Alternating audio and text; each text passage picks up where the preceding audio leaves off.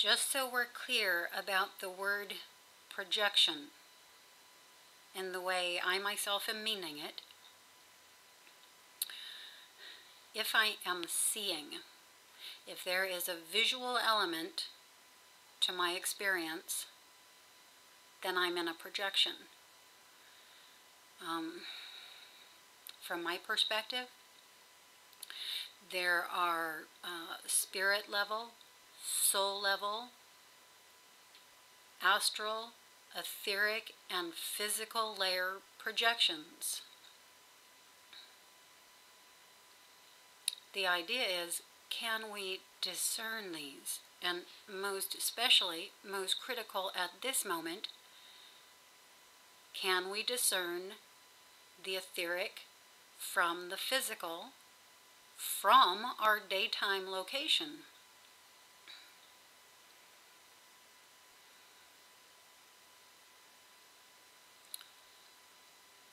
Just a word about the etheric before I move on.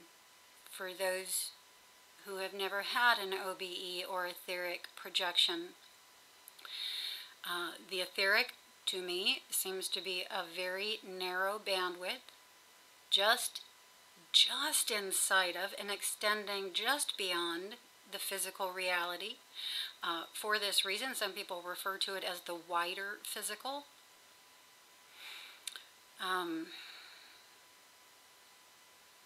It approximates the physical reality. It includes simply the planet, this planet, Earth, the many locations there are here on this planet, and probably most particularly one's own neighborhood, home, and sleep space.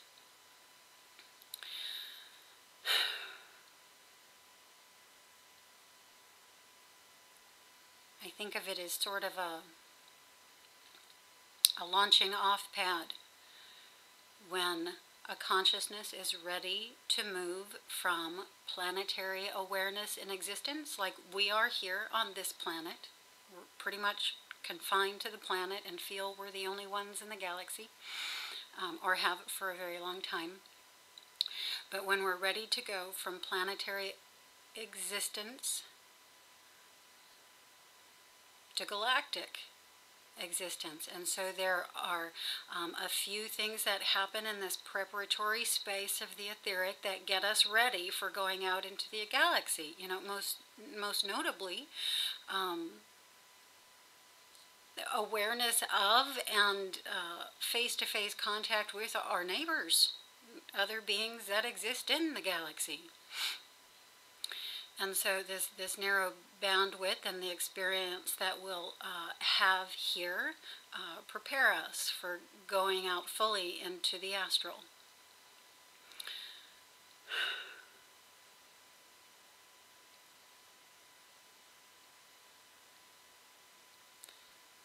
In the night,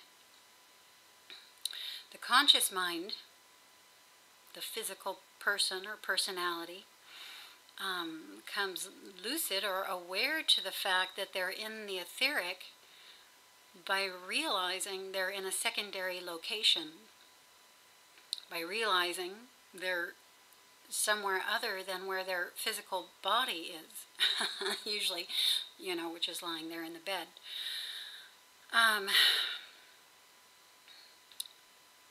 In the daytime, it's not quite this easy because there's not this contrast. During the daytime, there is no awareness of being anywhere other than in the physical location. No practical awareness anyway. At night, while you're already in the etheric or astral or subconscious, the conscious mind realizes that the subconscious is not its primary location. And so it has that contrast by which to come wholly lucid to the fact. But again, a bit more challenging during the day in our daytime reality, where again, the only practical awareness we have is of the single location. This is why the nighttime events, the etheric projections, and astral projections are so important and so crucial to the shift in consciousness, the awakening of consciousness that's occurring right now, because the practical experience, of it happening in the night helps that that awareness and feeling of the fact that we can and do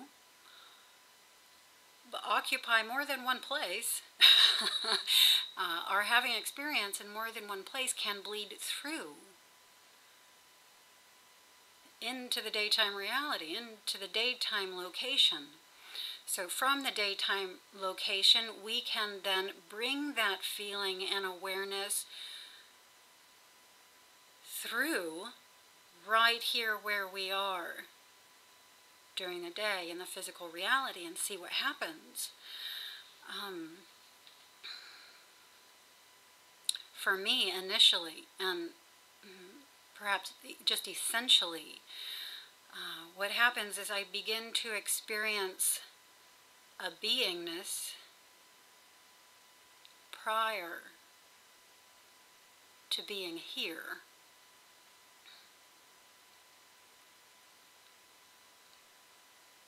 I begin to feel that secondary location, that location of what some people would term my higher self or even my soul.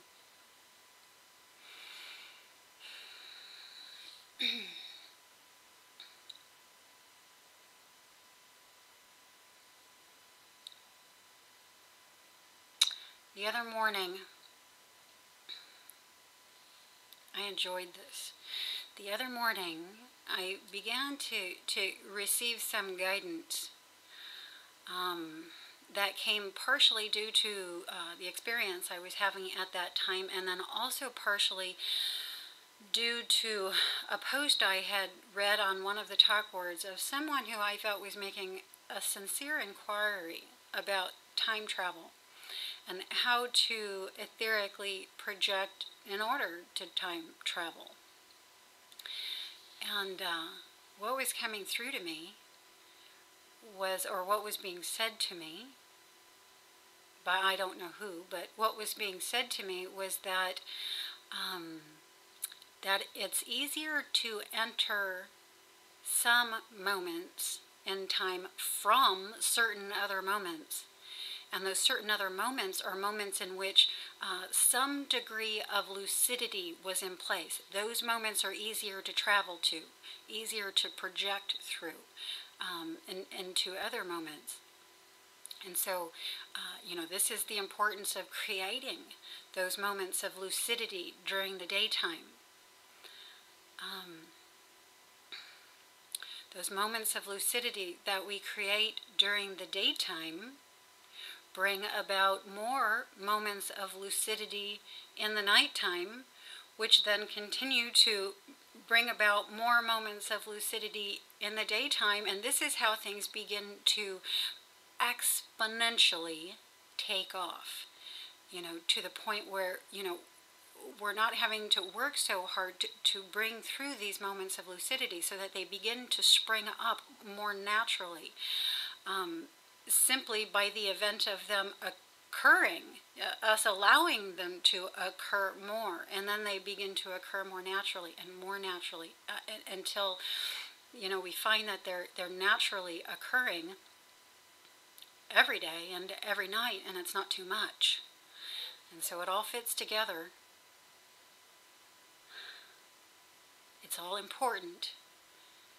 We can't just focus on the day or just focus on the night. We have to start seeing how what we do during the day, lucidity-wise, helps bring up what happens in the night, lucidity-wise,